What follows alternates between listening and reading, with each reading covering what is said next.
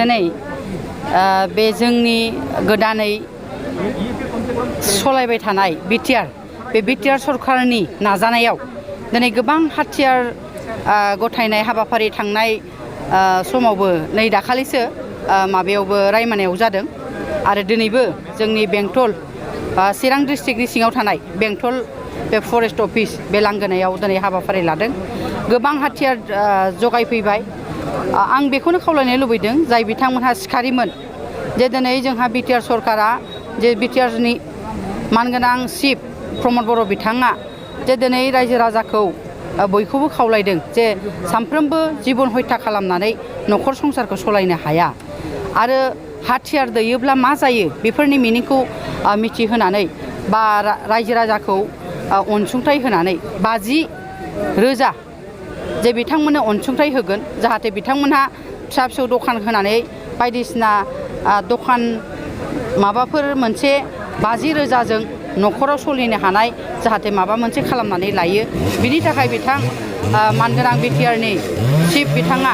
बे राहाखौ होनो होननानै बिथाङा थांखि लादों आरो दिनै फोसावनायबो जाबाय आरो बेजों लोगोसे गोबां एसएसपि आरो बिदिनो आसाम सरकारनि जोंनि बिटिआरनिनो डिआइजि आरो एसपि चिरां डिस्ट्रिक्टनि एसपि बिथांमोनहाबो दंजोबो आरो बेजों लोगोसे जोंनि बिटिआरनि इएम बिथांमोनहाबो दङ जे गौतम दास बिथाङाबो दंमोन बिथाङा लोगोसे दङ आरो धनन्जय बसुमतारी इएम बिथाङाबो बेयाव बे हाबाफारियाव बाहागो लाफैदों आरो गोबां जोंनि पार्टी दैदेनगिरि इउपिपिएलनि पार्टी दैदेनगिरि बिथांमोनाबो बाहागो लादों बेखौनो आं दिनै इउपिपिएलनि आइजो गांखंनि आफादगिरि हिसाबै आं बेखौनो खावलायनो लुबैदों जे जोङो सानफ्रामबो जिबन हत्या खालामनानै फिसा फिसौखौ खांलांनो हाया बा बिथांमोननि जिबनखौ जों दैदेनलांनो हाया बेखायनो जाहाथे जायफोरा सिखारिमोन बिथांमोनहा दिनै जि गथायबाय आरो फिरि खेबसेबाव जाहाथे हाग्रायाव सिखार खालामनो थाङा बिनि थाखाय आं बिथांमोनखौ आंनि गोसो गोरबोजों बिथांमोनखौ आङो गुरैयै खावलायो जे बिथांमोना माबा मोनसे राहा खालामनानै जादो दिनै जोंहा बिटिआर सरकारा गोबां हाबाफारि लादों गोरिबनि न' गैयैनो न' होगोन होननानै दिनै बिथाङा गावनो निजेस्स मोनफ्रोमबो समस्थियाव गिदिंगासिनो दङ थिं रानै होगासिनो दं जायहा प्लास्टिकनि न'मोन बिथाङा गोबां गामि बेरायनानै बेमार आजारफोरखौबो नायगासिनो दङ बिदिनो आं बयनिसिमबो रायजो राजा आइ आफानिसिम आं बेखौनो खावलायनो लुबैदों बिथांमोनहा फरायो नायो बिथांमोनखौ आङो आंनि गोसो गोरबोनिफ्राय आं खावलायो जे जोंनि बिटिआर सरकारा मा मावदों मा मावाखै बेखौ एसे नोजोर होनाया मोजां मानो होनबा जोंहा मानगोनां बिटिआरनि चिफआ अफिसाव थाबाय थास्लायस्लाय रायजो राजाया जाम्बा जाम्बिफ्रा रावबो अफिस गाहैनो रोङा रावबो थांनो रोङा थाखा फैसा गैया क'क्राझाराव बिटिआराव बिटिसि सेक्रेटारियेटआव जुदि माबा मोनसे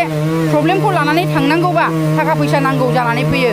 बेखायनो बिथाङा अफिसाव थाबाय थायालासिनो गामि एबा मोनफ्रोमबो समस्थियाव बेराय दुखु सुखुखौ नायबाय थादों आरो नायबाय थालांगोन जों 5 बोसोर जोङो इउपिपिएल सरकार इउपिपि आरो बिजेपि आरो जिएसपि जों जयै जि जोंहा जों बिटिआराव सरकार दङ बे सरकारा मोजाङैनो नायलांबाय थागोन होननानै जोङो इउपिपिएलनिफ्राय आङो बेखौनो फोसावो जे रायजो राजा नोंथांमोनहा बयबो जाहाथे नैबे जों गोदान सरकारखौ हेफाजाब होयो आङो बिथांमोनखौ खावलायो जायफोरा हाथियार लानानै दंबावो बिथांमोनहा मोनफ्रोमबो डिस्ट्रिक्टआव जागोनखाय बाक्सायाव जानो हागौ एसे बावैसो उनाव बाक्सायाव जायोबा जायफोरा थालांदों बिथांमोनहा थाबैनो जगाजग लायो आं बेखौ बिथांमोनखौ खावलायबाय आइजो माहारिनि थाखाय जौगानायनि थांखिया बेनो जोंहा बावैसो मानगोनां चिफ आरो जोंनि साफ्रोमबो इएमआ जे अमा फिनाय हाबाफारि जे मोनसे न'खरखौ जोङो अमा दाउ फिनानैबो जे माबा खुंलांनो हायो बेफोरनि राहाखौ होनो होननानै जोंना बिटिआरनि फिसारि आरो फिगारिनि भेटनारिनि जे इएम दङ राकेश ब्रह्म बिथाङा जोंनो सेल्फ हेल्प ग्रुप आरो इन्डिभिजुवेलबाबो बोरमा अमा बिदिनो हांसो बायदिसिना राननानै होगासिनो आरोबाव जोङो हाबाफारि लादों रानलांबाय थागोन जाहाथे बिथांमोनहा बिदिनो 40-50टा जेनेबा नोङो मासे मानै फियोबा हांसो फियोबा दाउदैखौ बे मासेनिफ्राय मा मोननो सानसेयाव दैसे दैनैल'सो मोनगोन मानै फियोबा दैनै बेखायनो 50टा फियोबा 50टा जुदि सानसेयाव दाउदै फाननो हायोब्ला नै बेफोरबायदिखौ जोङो कर्स होलांनो नागिरदों बिथांमोनखौ ट्रेनिं होगोन